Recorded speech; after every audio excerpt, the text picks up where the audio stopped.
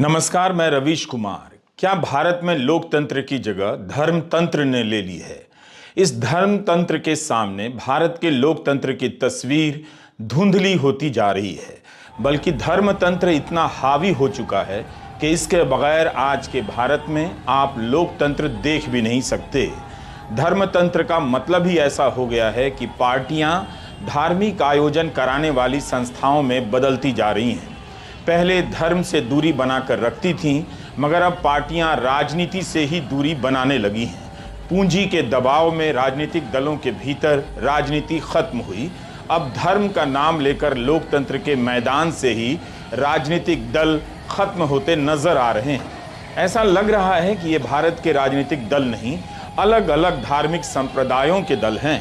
राजनीति में धर्म कुंजी की उस किताब की तरह हो गया है जिसे नहीं पढ़ने वाला या कमजोर छात्र खरीद कर अपनी मेज पर रख लेना चाहता है।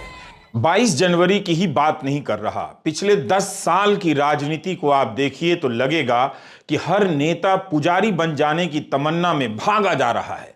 बीजेपी और आरएसएस ने 22 जनवरी के लिए कार्यक्रमों और आयोजनों का जाल बिछा दिया, तो आम आदमी पार्टी भी अपनी जाल लेकर धर्म के तालाब में कूद गई है और ये पोस्टर लेकर आ गई। आम आदमी पार्टी अलग राजनीति के सपने लेकर आई थी, मगर पार्टी अब धर्म के उस सिलेबस को हड़प लेना चाहती है जिसे लेकर बीजेपी और संघ के लोग घूम रहे हैं। एक राजनीतिक दल में अलग अलग आस्थाओं को मानने वाले लोग हो सकते हैं, लेकिन एक पार्टी की तरफ से धार्मिक आयोजन कराने का क्या मतलब है? दो दलों के बीच अलग अलग मुद्दों और कार्यों को लेकर राजनीतिक प्रतिस्पर्धा समझ में आती है, मगर आम आदमी पार्टी ने जो किया है उसे करने के लिए उसे बीजेपी से अलग क्यों होना चाहिए? बीजेपी में ही क्यों नहीं होना चाहिए? क्या उसके पास अब कोई अलग राजनीतिक भाषा नहीं है जिससे वो धर्म की इस राजनीति का मुकाबला कर सके? यह होड़ भी केवल एक धर्म को लेकर है, एक ही धर्म को लेकर। सेकुलर दिखने की नौटंकी भी अब खत्म हो गई। दूसरे धर्मों को किनारे कर दिया गया, बल्कि यह उनके लिए शानदार समय है। कम से कम भारत की राजनीति के इस पतन का इल्जाम अब उनके ऊपर नहीं आएगा। कोई नहीं कहेगा कि इफ्तार का आयोजन या मजार पर चादर चढ़ाना तुष्टीकरण है और इसके वोट बैंक के कारण भारत में अच्छे काम नहीं हो रहे। हर किसी को हिंदू धर्म का एक ऐसा विशाल मैदान दिख रहा है जिसमें घुसकर सभी अपनी अपनी क्रिकेट टीम के लिए पिच बनाने में लगे हुए हैं। यह हिंदू धर्म का राजनीतिकरण नहीं है, बल्कि राजनीति का हिंदूकरण है। तभी मैंने कहा कि भारत का लोकतंत्र अब धर्मतंत्र में बदल गया है। यहां धर्म को लेकर इस तरह से प्रतिस्पर्धाएं छिड़ गई हैं कि पहचानना मुश्किल हो गया है अमुक दल राजनीतिक दल है या धार्मिक दल। अब यह खबर विशेष रूप से बताई जा रही है कि रोहिणी मंदिर में आयोजित श्री सुंदर कांड पाठ में प्रभु की आराधना के लिए अपनी धर्म पत्नी के साथ सम्मिलित हुआ। यह जानकारी दी जा रही है कि दिल्ली में हर महीने के पहले मंगलवार को आम आदमी पार्टी सुंदर कांड का पाठ और हनुमान चालीसा का पाठ कराएगी। पार्टी ने कहा है कि आपके सभी विधायक और पार्षद सुंदर कांड के पाठ का भव्य आयोजन कराएंगे। यह साफ नहीं कि इसका खर्चा कौन उठाएगा, पार्टी, सरकार या फिर विधायक या पार्षद। सुंदर कांड का पाठ कराना, हनुमान चालीसा का पाठ कराना, अब यह सब राजनीतिक कार्यक्रम बन गया है। आम आदमी पार्टी के साथ साथ बीजेपी और संघ ने जिस तरह से इन कार्यक्रमों को लॉन्च किया है यह उसी का नतीजा है, बल्कि चरम है। यह अच्छा नहीं हो रहा। जनता को यह बात समझ लेनी चाहिए कि इससे राजनीति का भविष्य खराब हो रहा है, और जब राजनीति का भविष्य खराब होता है, जनता का भविष्य अंधकारमय होता है। इस बार जनता, खासकर मिडिल क्लास, खासकर हाउसिंग सोसाइटी में रहने वाले लोग इस राजनीति को खराब करने में जुट गए हैं। राजनीति तभी अच्छी होती है जब नेता के रूप में आपके सामने ज्यादा से ज्यादा जवाबदेह होता है, तभी वह जनता के सवालों से डरता है। लेकिन नेता सन्यासी, साधु या किसी देवी देवता, तपस्वी का रूप धरकर जनता के बीच जाने लगे तो जनता को ही नेता से डरना होगा। नेता को बहाना मिल जाएगा कि शासन में फेल हो गया, मगर वह पूजा तो ठीक से कर रहा था, करवा भी रहा था। अजीब तरह की सनक नजर आ रही है। आप धार्मिक हैं, मगर केवल धार्मिक होने से काम नहीं चलेगा। जब तक आप इस होड़ में शामिल नहीं हैं, आपका धार्मिक होना नहीं माना जाएगा। कितनी अजीब बात है। राजनीति में धर्म को लेकर जितने भी महान लोगों ने खतरे बताए हैं, उन सबको धर्म की मौजूदा राजनीति ने समेटकर ठोंगा या लिफाफा बनाकर किसी किनारे फेंक दिया है। सारा का सारा राजनीतिक और सार्वजनिक क्षेत्र एक और केवल एक धर्म का क्षेत्र नजर आने लगा है। जनता के बीच धर्म का चोला पहनकर आने वाले इन्हीं नेताओं के धार्मिक होने का भ्रम टूट जाएगा जैसे ही आप उस नेता की सरकार के सामने धरना प्रदर्शन करेंगे। इतनी लाठियां पड़ेंगी कि ना तो नेता बचाने आएगा, ना आपका धर्म। मगर मंदिरों में हवन करते हुए, व्रत करते हुए नेता इस तरह से दिखाए जा रहे हैं जैसे हम नेता नहीं, देवताओं का धरती पर अवतरण देख रहे हैं। भारत की राजनीति कभी भी इतनी धुंधली नजर नहीं आई। लोकतंत्र धर्मतंत्र बन गया है। प्रधानमंत्री की संवैधानिक गतिविधियां जितनी हैं उतनी ही, बल्कि उससे अधिक धार्मिक गतिविधियां नजर आती हैं। उनकी भाषा राजनीतिक तो है ही, राजनीतिक के साथ साथ धार्मिक भी होती चली गई है। वे खुद के बारे में इस जुबान में बात करने लगे हैं कि ईश्वर ने उन्हें किस काम के लिए चुना है। वे ट्वीट करते हैं, अयोध्या में रामलला की प्राण प्रतिष्ठा में केवल 11 दिन ही बचे हैं। मेरा सौभाग्य है कि मैं भी इस पुण्य अवसर का साक्षी बनूंगा। प्रभु ने मुझे प्राण प्रतिष्ठा के दौरान सभी भारतवासियों का प्रतिनिधित्व करने का निमित्त बनाया है। इसे ध्यान में रखते हुए मैं आज से 11 दिन का विशेष अनुष्ठान आरंभ कर रहा हूं। मैं आप सभी जनता जनार्दन से आशीर्वाद का आकांक्षी हूं। ये एक बहुत बड़ी जिम्मेदारी है। जैसा हमारे शास्त्रों में भी कहा गया है, हमें ईश्वर के यज्ञ के लिए, आराधना के लिए स्वयं में भी दैवीय चेतना जागृत करनी होती है। इसके लिए शास्त्रों में व्रत और कठोर नियम बताए गए हैं, जिन्हें प्राण प्रतिष्ठा से पहले पालन करना होता है। इसलिए आध्यात्मिक यात्रा की कुछ तपस्वी आत्माओं और महापुरुषों से मुझे जो मार्गदर्शन मिला, उन्होंने जो यम नियम सुझाए हैं, उसके अनुसार मैं आज से 11 दिन का विशेष अनुष्ठान आरंभ कर रहा हूं। धार्मिक गतिविधियों में भाग लेने के साथ साथ नेताओं की राजनीतिक भाषा भी धार्मिक होती चली जा रही है। हालत यह हो गई है कि अब हर कथावाचक खुद को सांसद या हर सांसद खुद को कथावाचक समझने और बनाने में लगा हुआ है, और होने भी लग जाएगा। गूगल सर्च से पुरानी खबरों को निकाल लाया हूं। चुनाव के समय प्रधानमंत्री को अवतार बताने की होड़ लग जाती है। विष्णु अवतार से पहले उन्हें शिव का अवतार बताया जा चुका है, कृष्ण का अवतार भी। यह खबरें बता रही हैं कि किस तरह बीजेपी के विधायक, समर्थक और नेता लोग प्रधानमंत्री मोदी को शिव का अवतार बता रहे थे। 2021 के साल में जब हिमाचल में बीजेपी की सरकार थी, तब वहां के शहरी विकास मंत्री सुरेश भारद्वाज ने प्रधानमंत्री को शिव का अवतार बताया था। 2022 में राजस्थान में पिछली विधानसभा में बीजेपी के विधायक ज्ञानचंद पारख ने विधानसभा में ही कह दिया, मोदी महादेव के अवतार हैं। वैसे बीजेपी के तत्कालीन प्रदेश अध्यक्ष कृपाल परमार ने उस समय के मुख्यमंत्री जयराम ठाकुर को ही कृष्ण का अवतार बता दिया। हिमाचल की मंडी लोकसभा से रामस्वरूप शर्मा हैं जो प्रधानमंत्री को कृष्ण का अवतार बता चुके हैं। उपराष्ट्रपति ने प्रधानमंत्री को युग पुरुष कहा है। धर्म तंत्र में आप अपना इष्ट नहीं चुनते हैं, बल्कि आपको आपका इष्ट चुनकर दे दिया जाता है।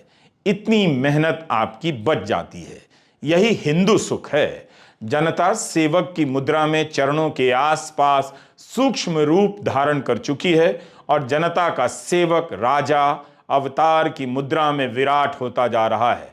जिस लोकतांत्रिक सुख के लिए भारत ने 100 वर्षों का संघर्ष किया, उसे 10 साल में ही त्याग कर वह हिंदू सुख से जा चिपका है। चंपत राय को प्रधानमंत्री राजा लगते हैं, विष्णु के अवतार लगते हैं। भारत में धर्मतंत्र चल रहा है, लोकतंत्र अब केवल खिड़की पर लटक रहा एक पर्दा है।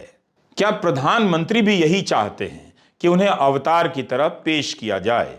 यह मैं नहीं बता सकता। मैं कोई अंतर्यामी नहीं हूं, मैं पत्रकार हूं, अवतार नहीं। लोकतंत्र में जनता के बीच नेता दूसरे नेताओं से बेहतर नेता होने का दावा करता है, भगवान होने का दावा नहीं करता। खुद प्रधानमंत्री भी इस भाषा में बात करने लगे हैं कि उन्हें ईश्वर ने किस काम के लिए चुना है। कुछ दिनों में हालत यह हो जाएगी कि हम नेता का इंतजार करेंगे, वह रामलीला के किरदारों के कपड़े पहनकर हमारे बीच आने लगेंगे। रामलीला तो फिर भी हम यह समझकर देख रहे होते हैं कि सामने वाला कलाकार है, मगर यहां क्या करेंगे जब नेता खुद को ही देवरूप या ईश्वर के प्रतिनिधि बताने लग जाएं। रामलीला में कलाकार और दर्शक के बीच की रेखा बहुत साफ होती है। लीला खत्म, सब अपने अपने काम पर, अपने अपने घर में। लेकिन राजनीति ने धर्म को इस तरह से लपेट लिया है कि आम आदमी घर में भी उसका नाम धर्म की तरह लेने लगा है। इन दिनों प्रधानमंत्री किसी न किसी मंदिर का दौरा कर रहे होते हैं। नासिक के कालाराम मंदिर गए तो आंध्र प्रदेश के वीरभद्र मंदिर लेपाक्षी गए। उनकी इन तस्वीरों को बड़ी खबर के रूप में पेश किया जाता है। खबरें अब खत्म हो गई हैं, अब उनकी जगह प्रधानमंत्री ही खबर बनकर चल फिर रहे हैं।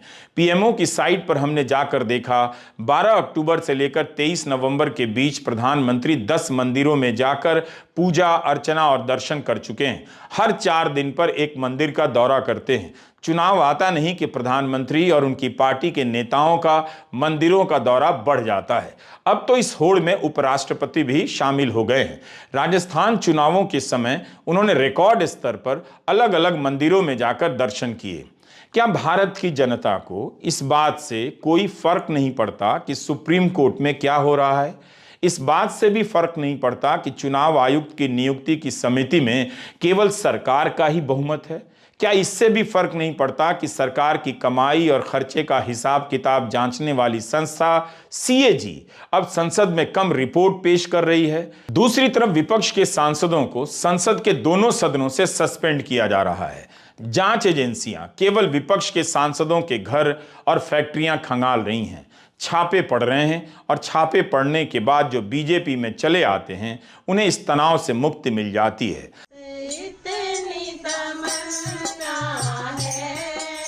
जनता को लग रहा है कि धर्म का उदय हुआ है, धर्म का विस्तार हुआ है, लेकिन यह एक नकली हिंदू सुख का चादर ओढ़कर जनता आग तापने का भरम पाल रही है। उसे लगता है कि यह हिंदू सुख का समय है। यही धर्मतंत्र का जादुई असर है। दैविक गुणों से लैस प्रधानमंत्री ने 10 साल में एक भी खुली प्रेस कॉन्फ्रेंस क्यों नहीं की? सवालों के जवाब क्यों नहीं दिए? प्रेस कॉन्फ्रेंस में नहीं, संसद में नहीं, प्रधानमंत्री कहां जवाब देते हैं किसी को पता नहीं। इन दिनों मंदिरों के उद्घाटन, कॉरिडोर के नाम पर मंदिर परिसरों के विकास के सहारे उन्होंने एक नया रास्ता पकड़ लिया है। अब तो ओडिशा के मुख्यमंत्री नवीन पटनायक भी इस होड़ में शामिल हो गए हैं। ओडिशा दिल्ली की राजनीति से दूर रहने वाला राज्य था, मगर वहां भी यह आंधी चल रही है। दिल्ली के अखबारों में भी विज्ञापन छपे हैं। मुख्यमंत्री नवीन पटनायक ने Jagannath heritage corridor project launch कर दिया है। इस पर 943 करोड़ रुपए खर्च होंगे। इसके साथ साथ 1 महीने तक आध्यात्मिक कार्यक्रमों का भी आयोजन होगा। जिस तरह से दिल्ली में आम आदमी की पार्टी सुंदर पाठ का आयोजन करा रही है और देश भर में बीजेपी के तरफ से आह्वान किया जा रहा है। अपनी योजनाओं को धार्मिक रूप देना और धार्मिक कार्यों को योजनाओं का रूप देना प्रधानमंत्री की राजनीति का केंद्रीय तत्व बनता जा रहा है। जैसे ही योजनाओं की असफलता का सवाल पूछा जाता है, वे धर्म के रूप में देवता बनकर सामने आ जाते हैं। देवता से कोई सवाल कैसे पूछ सकता है? देवता से तो मांगा जाता है। 80 करोड़ लोगों को मुफ्त अनाज 5 साल तक मिलने की गारंटी दे दी गई है। प्रधानमंत्री ने भारत के प्रधानमंत्री का पद और रूप ही बदल दिया है। एक अति व्यस्त प्रधानमंत्री को दार्शनिक और धार्मिक होने के मोह ने घेर लिया है। जनता को पहले उन्होंने परिवार कहा और उस जनता के सामने अब उन्हें अवतार कहा जा रहा है। प्रधानमंत्री एकता के तत्वों की पुरानी व्याख्याओं को नई थाली में परोस रहे हैं, दार्शनिक, धार्मिक, सियासी होते जा रहे हैं। ये जरूरी है कि हम एक दूसरे के बारे में, एक दूसरे की परंपराओं के बारे में, अपनी साझी विरासत के बारे में जाने। दक्षिण और उत्तर में काशी और मदुराई का उदाहरण हमारे सामने है। दोनों महान मंदिरों के शहर हैं, दोनों महान तीर्थ स्थल है। मदुराई वैगई के तट पर स्थित है और काशी गंगई के तट पर। तमिल साहित्य में वैगई और गंगई दोनों के बारे में लिखा गया है। जब हम इस विरासत को जानते हैं तो हमें अपने रिश्तों की गहराई का भी एहसास होता है। क्या हमेशा से ऐसा था? 2013 और 14 के बीच के उनके भाषणों को देखिए।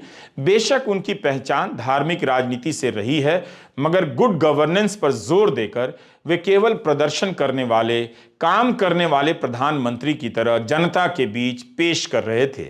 शुरुआती दौर में दिल्ली के Shri Ram college of commerce में उनके भाषण को आप याद कीजिए, सुन लीजिए, यूट्यूब पर है। प्रधानमंत्री बार बार गुड गवर्नेंस पर जोर देते हैं, यकीन दिलाते हैं कि इसी सिस्टम के साथ बहुत कुछ हासिल किया जा सकता है। काफी लंबा भाषण है। पूरे भाषण में एक बार भी वे धर्म का नाम नहीं लेते, केवल काम, काम और काम की बात करते हैं। समाधान के ऐसे ऐसे नुस्खे पेश करते हैं कि छात्र सुनकर ही यकीन कर लेते हैं। लेकिन अब के प्रधानमंत्री के भाषण, क्रियाकलाप और दैनिक तस्वीरों को आप देखिए, धर्म, धर्म और धर्म नजर आएगा। Minimum government, maximum governance, good governance का उनका नारा आज विकास बनाम विरासत में खो चुका है। विकास से संबंधित तमाम सवाल दीवारों से टकरा कर लौट आते हैं, जवाब नहीं मिलते। एक ही चीज को देखने का अलग अलग नजरिया होता है। मान लीजिए मैं आपको दिखाऊं तो आप में से जो आशावादी होंगे वो कहेंगे आधा ग्लास भरा हुआ है, जो निराशावादी हैं वो कहेंगे आधा ग्लास खाली है। मित्रों, मैं दो रास्तों से एक अलग रास्ते का इंसान हूं। मेरी तीसरी सोच है और मेरी सोच यह है, ये ग्लास भरा हुआ है, आधा पानी से, आधा हवा से।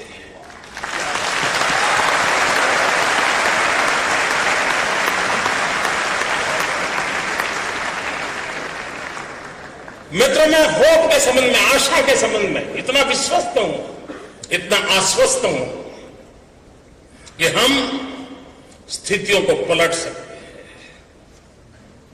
श्रीराम कॉलेज ऑफ कॉमर्स के उनके भाषण और आजकल के उनके भाषण को देखिए तो जिन युवाओं को वे डेमोग्राफिक डिविडेंड कहा करते थे, उनकी जगह उन्हें अब धार्मिक डिविडेंड नजर आने लगा है। वे अब धर्म के क्षेत्र में विकास खोजने लगे हैं।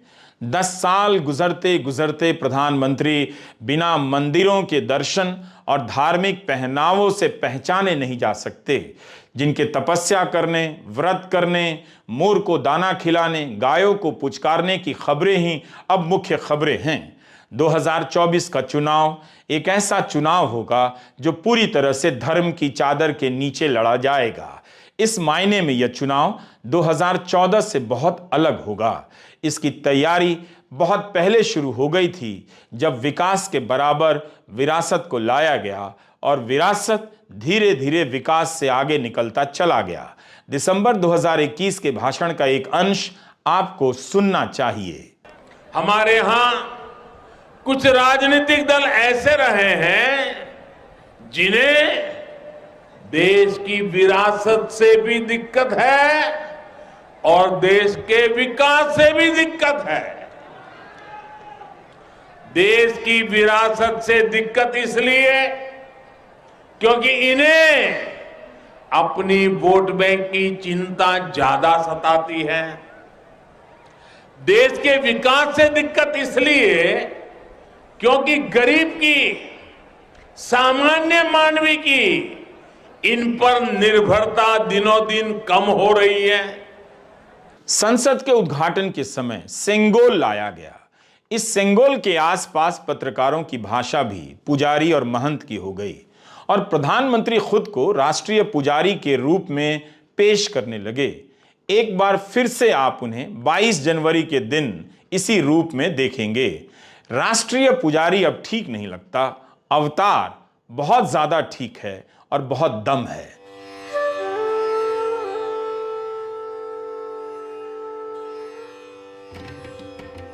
साधु संतों के साथ संसद में प्रधानमंत्री का यह प्रवेश गमन केवल सेंगोल की स्थापना का चित्र नहीं, इस तस्वीर में सदन के अध्यक्ष सदन के नेता के पीछे पीछे चलते हुए अनुशासित और आदरणीय नजर आ रहे हैं। लोकतंत्र के भीतर धर्मतंत्र की स्थापना का यह मनोहर चित्र देखकर भी लोगों ने नहीं समझा कि क्या कुछ उनके सामने से जा रहा है और उसकी जगह क्या कुछ आ रहा है। पूर्व राष्ट्रपति के.आर. नारायणन के ओएसडी रहे एस.एन. साहू ने लिखा है कि सेंगोल का लोकतंत्र में क्या काम। यह तो राजा के दैविक अधिकार का प्रतीक माना जाता है। देवी राजा को सेंगोल देती हैं कि वह उसके नाम पर शासन करे। दावा तो किया गया कि सेंगोल न्याय की याद दिलाएगा, मगर यही न्याय हो रहा है कि सवाल पूछने पर सांसद निलंबित कर दिए जा रहे हैं। प्रधानमंत्री ने उस सदन में 13 दिसंबर की घटना पर बयान नहीं दिया, मगर अखबार से इंटरव्यू में कह दिया। जिस सेंगोल की पुनर्स्थापना के समय ही झूठ बोले गए, उस सेंगोल से न्याय की स्थापना की उम्मीद बेमानी थी। कहा गया कि नेहरू ने इसे टहलने की छड़ी बना दी थी, मगर द वायर के लिए मीतू जैन ने रिपोर्ट किया कि यह गलत है। आनंद भवन में जहां यह छड़ी रखी थी केवल स्टिक लिखा था, नेहरू का नाम तक नहीं था। सेंगोल घुमाकर राजा और अब राजा से विष्णु, प्रमोशन बहुत फास्ट है। बहुत मुबारक प्रधानमंत्री जी। झूठ आज भारत की राजनीति की सबसे बड़ी संपत्ति और रणनीति है। धर्म का प्रभाव बढ़ने से हमारे नेता संत नहीं हो गए, बल्कि जो संत नहीं हैं वे भी संत हो गए। एडीआर की रिपोर्ट है कि हत्या के आरोप वाले सबसे अधिक सांसद बीजेपी के हैं। बीजेपी के 36% सांसदों के खिलाफ आपराधिक मामले हैं। प्रधानमंत्री ने तो 2014 के भाषणों में यह भी कहा था, चाहे सांसद बीजेपी का क्यों ना हो, 1 साल में उनके मामलों पर फैसला आएगा, ऐसी व्यवस्था होगी। मगर जब बृजभूषण सिंह पर आरोप लगे तब 1 साल तक प्रधानमंत्री अपने सांसद के खिलाफ कोई कार्रवाई नहीं कर पाए। नतीजा यह हुआ कि आरोप लगाने वाली खिलाड़ी ही खेल छोड़कर चली गई। प्रधानमंत्री ने संसद को मंदिर कहा, उसकी सीढ़ियों पर शीश नवाया, लेकिन उसी संसद के रिकॉर्ड इस भावना के ठीक उलट हैं। इंडियन एक्सप्रेस के लिए विधात्री राव ने रिपोर्ट किया है कि 2019 से लेकर अब तक कम से कम 149 बार सांसदों का निलंबन हुआ है। पिछले साल 26 जुलाई को 19 सांसदों को राज्यसभा से 1 हफ्ते के लिए निलंबित किया गया। वे महंगाई और जीएसटी में वृद्धि पर बहस की मांग कर रहे थे, मणिपुर हिंसा, दिल्ली सर्विस बिल पर सरकार से जवाब मांग रहे थे। 29 नवंबर 2021 को विपक्ष के 12 राज्यसभा सांसद शीत सत्र के पहले दिन निलंबित कर दिए गए। ये कार्रवाई उनके मॉनसून सत्र में निलंबन के बाद की गई। 2020 के मॉनसून सत्र में 8 राज्यसभा सांसदों को निलंबित कर दिया गया। बजट सत्र में 2020 के बजट सत्र में 5 मार्च को लोकसभा सांसदों को निलंबित किया गया। कांग्रेस के ये सांसद राजस्थान के एक सांसद के बयान का विरोध कर रहे थे, जिन्होंने कह दिया था कि इस बात की जांच हो कि क्या कोरोना वायरस सोनिया गांधी के घर से फैल रहा है। शीत सत्र 2019 में 25 नवंबर के दिन लोकसभा स्पीकर ने 2 कांग्रेस सांसदों को निलंबित किया था। वे देवेंद्र फडणवीस के चोरी छिपे शपथ ग्रहण करने का विरोध कर रहे थे। मोदी राज के दौर में विपक्ष के नेता राहुल गांधी ने भी कम मंदिरों का दौरा नहीं किया, लेकिन वे उस मूल सिद्धांत पर लौट आए हैं जहां राजनीति को धर्म के भेष में आने से लोकतंत्र की लुटिया डूबते हुए नजर आती है। देखिए, जो मेरी सोच है, जो सचमुच में धर्म को मानता है वो धर्म के साथ पर्सनल रिश्ता रखता है, वो अपनी लाइफ में धर्म का प्रयोग करता है। जो धर्म के साथ पब्लिक रिश्ता रखता है, मतलब जो धर्म यहां पे पहनता है, वो धर्म का फायदा उठाने की कोशिश करता है। मैं अपने धर्म की फायदा उठाने की कोशिश नहीं करता हूं, मुझे उसमें इंटरेस्ट नहीं है, मगर मैं जो धर्म है उसके जो प्रिंसिपल्स हैं उससे अपनी जिंदगी जीने की कोशिश करता हूं। तो मैं लोगों के साथ ठीक से बर्ताव करता हूं, लोगों की इज्जत रखता हूं। जब कोई मुझे कुछ कहता है, मैं अहंकार से नहीं बोलता हूं, उसकी बात सुनता हूं, नफरत नहीं फैलाता हूं। यह मेरे लिए हिंदू धर्म है और इसका मैं अपनी जिंदगी में पालन करता हूं। मगर मुझे इसको अपनी शर्ट पे पहनने की जरूरत नहीं है। जो इसको मानते नहीं है उनको शर्ट पे पहनने की जरूरत होती है। तो ये बात है। धर्म को लेकर जो भी इस भ्रम में है कि इससे राजनीति बेहतर होती है, वो गलती नहीं, अपराध कर रहा है। वह लोकतंत्र का अपराधी है। धर्म था जब लोकतंत्र की कल्पना गढ़ी गई और उसे साकार किया गया, नई नई संस्थाओं को खड़ा किया गया, तब भी दुनिया में धर्म था और भारत में भी धर्म था। तब लोगों ने संविधान सभा में दिन रात लगाकर धर्मतंत्र बनाने पर विचार नहीं किया। इसके लिए उन्होंने पसीना नहीं बहाया। आज अधिकारियों से कहा जा रहा है कि वे सुंदर पाठ का आयोजन कराएं, चौराहे पर एलईडी लगाएं और भजन कीर्तन करवाएं। यह सब धीरे धीरे हमारे पूरे चरित्र को बदल रहा है। धर्मतंत्र में जज साहब फैसला नहीं देंगे, बल्कि कितना दक्षिणा मिलेगा इस हिसाब से पूजा करा देंगे। आप किसी एक धर्म के मामले में अदालतों के फैसलों की समीक्षा कर लीजिए, लगेगा कि अदालत से ऊंची अब धर्म की अदालत हो गई है। अगर लोकतांत्रिक चरित्र पर धार्मिक चरित्र हावी हुआ तो वह लोकतंत्र को नौटंकी में बदल देगा। एक दिन धर्म भी नौटंकी की तरह नजर आने लगेगा। मेरी इस बात को लिखकर अपने अपने पर्स में रख लीजिए और बटुए पर नजर रखिएगा। चुनाव आने वाले हैं, इस बार फिर से जेब कटने वाली है। हिंदू सुख की तलाश में आप लोकतांत्रिक सुख गंवाने जा रहे हैं। नमस्कार, मैं रवीश कुमार।